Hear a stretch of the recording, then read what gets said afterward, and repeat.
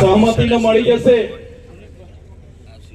સરવાઈ ground પર જ્યારે સભા યોજી ગઈકાલ સુધી સરપંચે કીધું કે અભિપ્રાય તમને સહમતિનો અમે આપી દઈશું, અમારી સહમતિથી તમે ચૈતરભાઈ વસાવાની સભા કરી લો।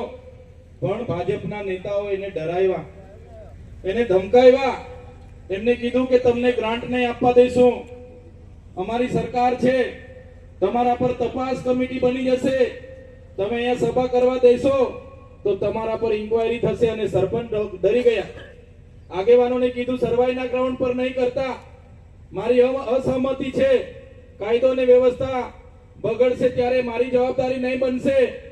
અને તમે વિચાર કરો, માત્ર 18 થી 20 કલાકની અંદર આપણે આખું સ્થળ બદલવું પડ્યું। તમે બધા સભાની સરવાઈની તૈયારી કરતા હતા, અમારા શૈલેષભાઈ ભાંભોર હોય, અમારા દેવેન્દ્રભાઈ મેડા હોય, અમારા કૃષ્ણભાઈ ચારેલ હોય, અમારા આ વિસ્તારના કેતનભાઈ બ્રાહ્મણિયા હોય, એમણે સ્થળ બદલી કાઢ્યું એટલે ચિંતામાં હતા કે ક્યાં કરીશું, ક્યાં કરીશું, ક્યાં કરીશું। પણ એ તમામ આગેવાનોની ટીમને અભિનંદન આપું છું। જે ક્રાંતિકારી ધરતી પર તમે સભા કરી છે, આવનારા દિવસોમાં ક્રાંતિની શરૂઆત પણ ગરબાડાની અહીંથી શરૂઆત થવાની છે।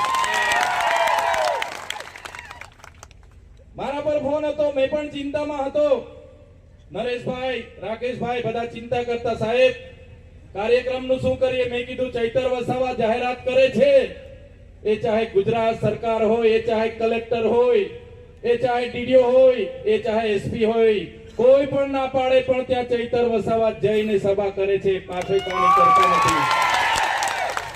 એટલે મેં કીધું સભા તો થશે જ, સભા અમારા ખેડૂતો મને જગ્યા આપશે, અને જે ખેડૂતે આ જગ્યા આપી છે એ ખેડૂતને ચૈતર વસાવાના સલાહ